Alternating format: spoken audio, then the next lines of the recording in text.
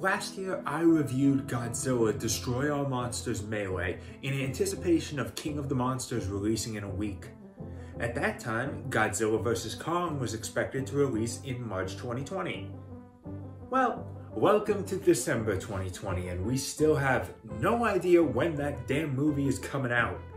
At the time I wrote this script, Warner Brothers had just announced the simultaneous theater and HBO Max release, and at the time I'm recording this, Legendary is still planning on taking Warner Brothers to court over it. So, we know 2021, I guess, but we don't have any other concrete details beyond that. No actual release date, no trailer, we got nothing. So, we're just gonna have to tide ourselves over, and I guess we're just gonna have to do that by continuing onwards with the Pipeworks trilogy ourselves.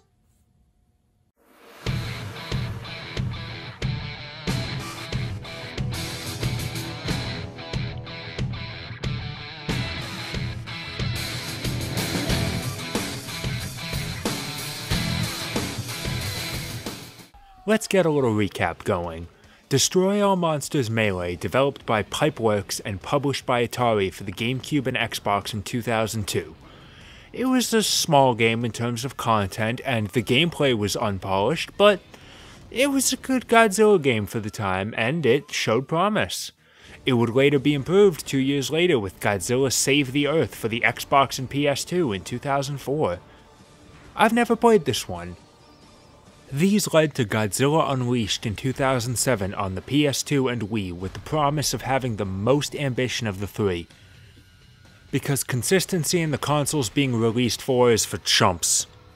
Recovering from a second defeat in that game I didn't play, the Vortok are preparing to conquer Earth again, but their attack is interrupted by a meteor crashing into the planet. Now, crystal spires are popping up all over the world, destroying major cities across the globe, crystals that are granting the monsters untold power. Now it's a race between the military, the monsters that want to protect the planet, and the monsters that want to take control of it. At the end, it's supposed to be revealed that Space Godzilla is behind it all, and there's a big fight against him, but I accidentally got the ending where Megalon becomes the all-powerful king.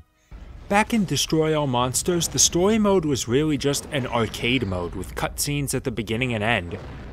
But there's a lot of moving parts to this one, with all the factions involved, members of the human story acting on their own out of a need for revenge, several bosses, a choice on what level to do next, and a lot more cutscenes.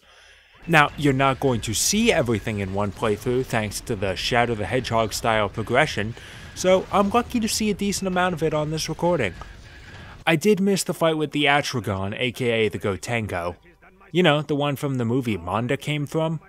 It would just be better if the presentation of these cutscenes were better. I'm not here to defend the single-shot CG of Destroy All Monsters, but these cutscenes being only a step above storyboards is not a fitting replacement, especially with how few images are actually present. And while there's some interesting inclusions in the story with several characters from the movies proper, their voices are actually basically what I expect from Godzilla dubs. Sir, that won't happen. I know Earth's monsters will work together to destroy these things. The voice actors are sadly uncredited and IMDb isn't any help, so I don't know who to mock or what jokes to make. Actually, while I have zero proof, I'm 90% certain that this scientist is voiced by Jim Ward. See if you can figure out where that idea came from. With all due respect, it has been 10 years since you captained the Atragon. The ship is in no condition for battle. Perhaps. But first you need to take a dump. Wait, what? It's not just the story itself that's bigger than previous games, as becomes apparent as soon as the fighting starts.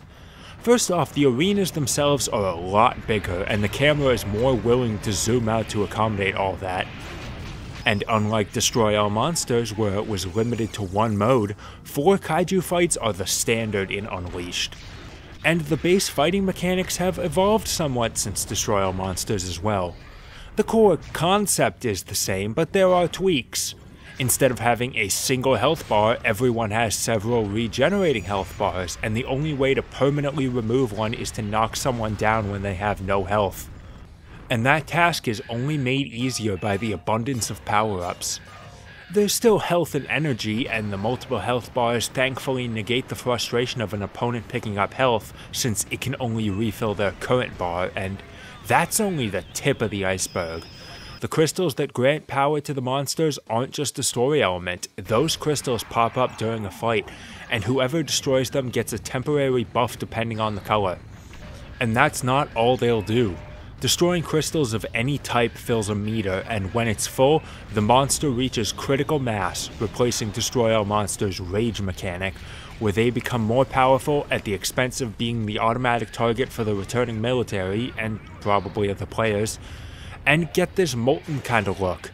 If you're playing as Heisei Godzilla, he becomes the true burning Godzilla actually. Put simply, between power-ups, super states, and military intervention, fights are rarely just monsters duking it out. Godzilla Unleashed is not a technically or mechanically rich fighting game, but neither was Destroy All Monsters, and I gave that game a pass because the appeal of these games is clearly different. Big monster! On that front, Godzilla Unleashed delivers an expanded experience I'm sure would be fun if you could get 3 other Godzilla fans together. If only it weren't for one crucial misstep. Godzilla Unleashed was released just barely over a year after the Wii itself. Oh, and on the exact day I turned 12. Back when motion controls were still the new hotness. There is no GameCube or Classic controller support, a Wii Remote and Nunchuck is your only choice. To explain the controls would be an exhausting endeavor, so just know that motion is used for a lot of it. Jumping, dashing, grabbing, strong attacks that knock opponents down and are therefore required to win fights. Making use of them is required. Now, I've been playing the Wii for over 10 years. The Wii is my favorite console. I can absolutely adapt to this. And if I'm being honest, I actually don't have much in terms of problems getting it to do what I wanted to at any given moment, aside from the exact type of strong attack depending on the direction the remote is swung. But that's only because this game lacks a need for precision that this isn't a debilitating problem, and that's from the perspective of someone who has a high tolerance for things like this. There are plenty who don't have that kind of tolerance, and for them, Godzilla Unleashed's motion controls would be a deal breaker. Some of you may have found a way around this. Well, if the Wii version forces motion controls, I'll buy it on the PS2 instead. After all, while the Wii obviously required bespoke versions of games also released on the PS3 and 360, games were usually functionally identical between the Wii and PS2. It's a strong line of thinking, but a dead-end one regardless. See, the PS2 version is not comparable. It's a reskin of Save the Earth, missing a lot of the new content on the Wii, and its only exclusive feature is a playable Batra. I'm also not sure it's even good. At least I never hear anyone talk about it or offer it as an alternative. Besides, it's not like the only control issue is with the controls available to the player. Because of the higher player count, characters no longer lock onto one another. I mean, they're supposed to lock onto one another when they get close, but it doesn't really work. It's way too easy for attacks to just whiff by the opponent because of slight angle misses. Because of this, there's really no combo game. The move list is just too small, and the ability to consecutively hit is too iffy.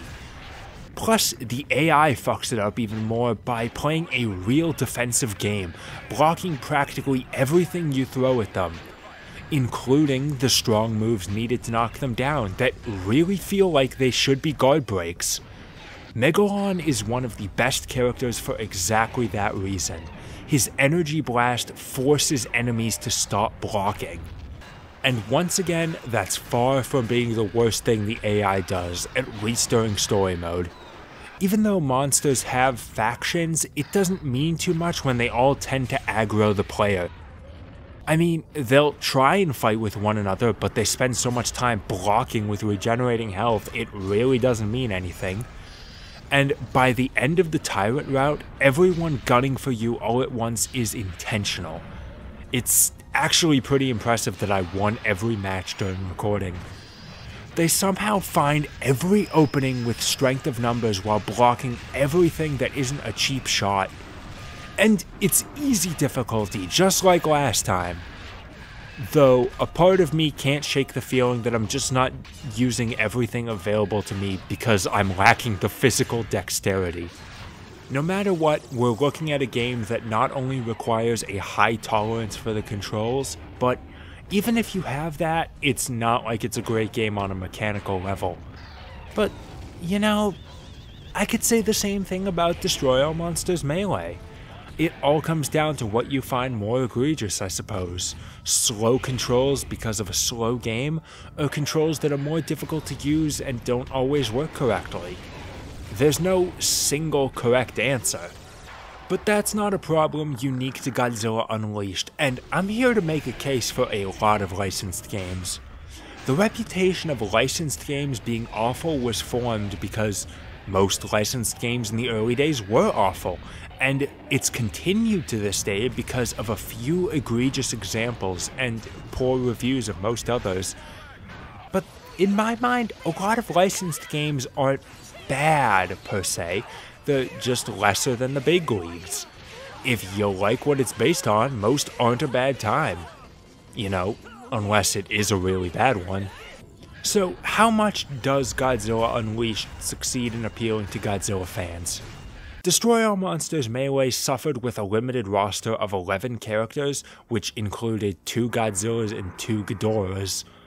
Unleashed has significantly raised the number to 26, and while it's no Budokai Tenkaichi 3, it's a strong collection.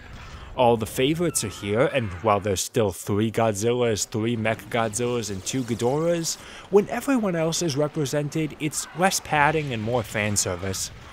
Having the original 1954 Godzilla is a nice touch. Don't know why they all have these stats of elements they're strong and weak to, like they're all personas. Okay, I can still find reason to complain. Lead character designer Simon Strange has been very open about who was considered to be in the game but didn't make the cut, and if I'm being honest, most are fair. Hedorah was too technically complex, King Kong and Gamera are owned by other companies, Zilla was still widely hated at the time, but one in particular really rubs me the wrong way. Bagan was considered. Bagan, the monster passed over in half a dozen movies. Bagan, whose only time in the limelight was Super Godzilla. They could have put him in, but passed because he was too obscure. I'm sorry, isn't this game for the fans? The ones who would know Bagan? I already said this game clearly isn't good enough for non-fans. That's not the end of it either. To fill his spot, they wanted to pick someone better known, and Simon Strange proposed one of his favorites, Varan. Now, I don't want to be mean, but... No, fuck it, I'm gonna be mean. Varan is one of the least interesting monsters. He can glide. That's it. I'm not criticizing the man for wanting to put his favorite in. I would definitely do the same in his position, which is why I'm mad that Mothra Leo still hasn't found his way into a non-mobile game. But Mothra Leo is more interesting than Varan, and I'll fight on that. He at least has enough of a moveset already without having to make things up. There is another aspect of the roster worth noting. Meet Crystallock and Obsidian, 2 original monsters created by Pipeworks to add their own signature to their work. Now, I don't mind Crystallock, even though his design implies a larger role in a story about crystals that he just doesn't have, but Obsidian is boring. These 2 were chosen in a public poll, so why the hell did Obsidian get in?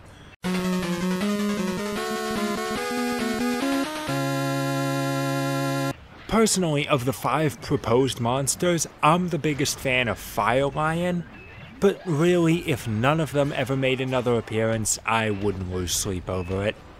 So, if you have a favorite monster, chances are good you'll be able to play as them. If I can't get Leo, I'll settle for disgracefully overpowered Destroyer. But you may have to unlock them first. Destroy All Monsters handled that by beating story mode with one character to unlock another. And in Unleashed? Well, Unleashed has a store. Points are earned in basically any mode. Monsters and stages are available for purchase. That's how it's done, right? Well, not so fast, because not everyone is in the store at the start. They have to be added by completing certain objectives within story mode, like beating certain fights in a certain way and then doing a certain other fight. Then you can buy them. But only if you've also bought the faction they belong to. It's too many steps. Thankfully, there are still cheat codes if you just want to skip all the pretext and unlock everything. Though the cheats are far less numerous or interesting than in Destroy All Monsters, with things like show version number and show names of moves, which shouldn't be a cheat. Other fighting games do that by default. But if you want to do things without cheating, the process is needlessly complex. So it'll be up to the player to earn those points, and story mode is only one such place to do so. Melee mode returns where you earn points for beating the other player, and its existence still confuses me when normal battling is still an option. There's still destruction mode and a specific last monster standing mode, which is also weird. At least every mode supports the full range of players this time around. Lack of survival mode is kinda weird though. But the default offerings are not the main draw of the available modes. This game features something I don't think I've seen before. Custom modes.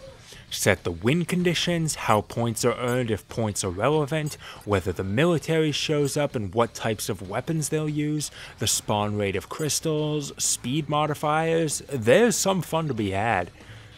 I made a mode where there's no military, no health regeneration, everyone is small and moving as fast as I can make them, the item spawn rate is jacked up, and the only crystal is the speed up. Put 4 monsters in and it's absolute anarchy. But no matter what, it'll always be a fight. Unless you just want to make a modified destruction mode, I guess. In that sense, the available modes are limited. I made this point last time, but you know how Tekken 3 just has a volleyball mode for no reason? Give us that, but with basketball. This isn't aiming to be a serious game, I don't think. Have as much fun as you can. Give Godzilla fans the things they didn't know they wanted. I can tell you what I definitely do want though. Frame rate. I'll give them credit, each map is a bit on the larger side for this kind of game, all the buildings make them densely detailed, the military and their AI have to be processed, and usually 4 characters, 3 of which are often computer controlled. It's a lot of overhead. But damn, can those frames drop sometimes. And it doesn't even look nice enough to justify it, it's just dark and dingy with muddy textures. At least Destroy All Monsters was colorful. And this extends to the music too. Despite the many genres present in classic Godzilla music, everything in this game is either vaguely epic orchestral or rock. Take Mothra. Her theme has always been very melodic, gentle, worthy of being used to worship a goddess. And her Unleashed theme?